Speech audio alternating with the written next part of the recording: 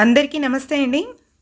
ఏమైనా కారంగా కొద్ది కమ్మగా ఏమైనా తినాలి అనిపించినప్పుడు ఇలా చేతి పకోడీని ఒకసారి ట్రై చేయండి. చాలా బాగుంటుంది.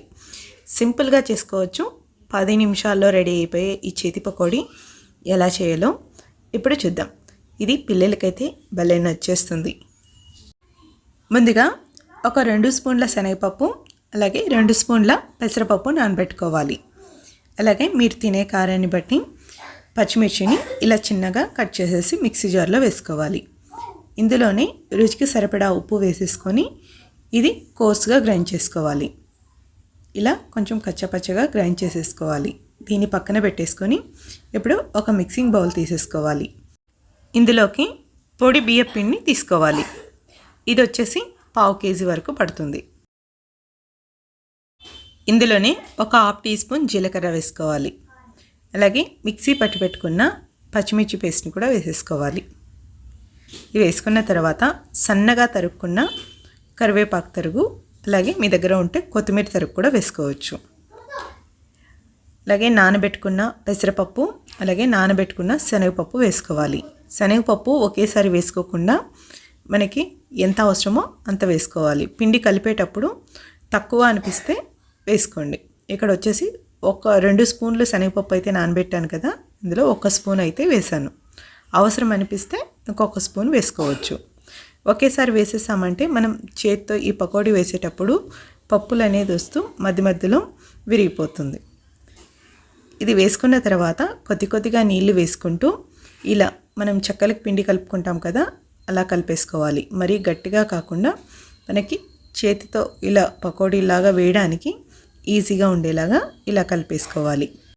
వీటిని కొద్దిగా పిండి తీసుకొని ఇలా పొడవుగా ఇలా చేసుకున్న తర్వాత ఇలా చేతితోని ఇలా చేసుకోవాలి. వీటిని డైరెక్ట్గా ఆయిల్లో కూడా వేసుకోవచ్చు.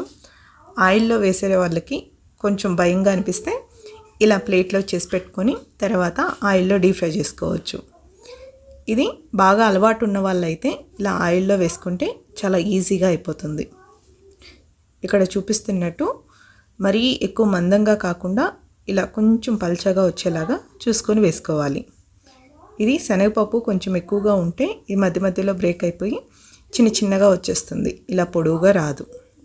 ఇలా అన్నీ చేసుకున్న తర్వాత స్టవ్ మీద చిన్న కడాయి పెట్టేసుకొని డీప్ ఫ్రై కావాల్సినంత ఆయిల్ వేసుకున్న తర్వాత ఆయిల్ బాగా వేడిగా ఉన్నప్పుడు వీటిని వేసుకోవాలి.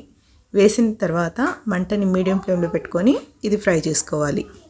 మీడియం ఫ్లేమ్లో పెట్టుకుంటే లోపల వరకు వేగి మనకి బాగా గుల్లగా వస్తాయి. హై ఫ్లేమ్లో పెట్టుకున్నామంటే పైన రంగు అనేది మారిపోతుంది, లోపల వచ్చి కొంచెం గట్టిగా పచ్చిగా ఉంటుంది. మనకి బాగా గుల్లగా రావాలంటే మీడియం ఫ్లేమ్లో పెట్టుకొని ఫ్రై చేసుకోవాలి.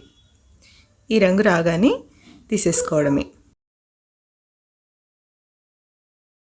బాగా అలవాటు ఉన్నవాళ్ళు బాగా ఆయిల్ వేడైన తర్వాత ఇలా చేతిలోనే ఇలా చేసేసుకుంటే చాలా సింపుల్గా అయిపోతుంది, ఈజీగా ఉంటుంది.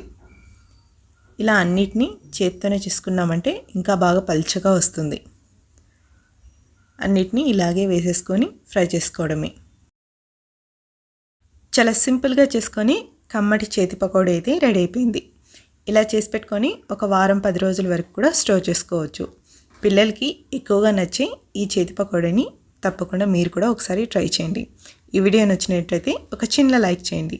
Thank you for watching.